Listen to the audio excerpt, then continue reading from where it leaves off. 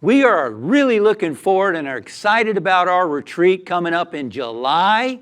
It is the Pathway to Bliss.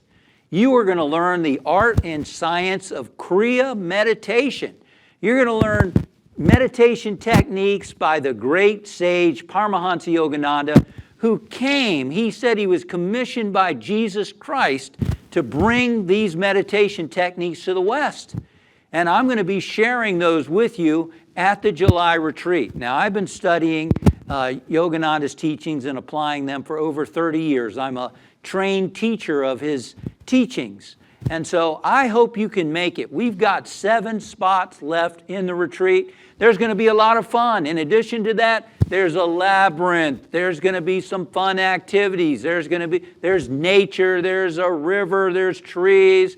We're going to have a lot of fun together. There's going to be plenty of free time in addition to the teachings.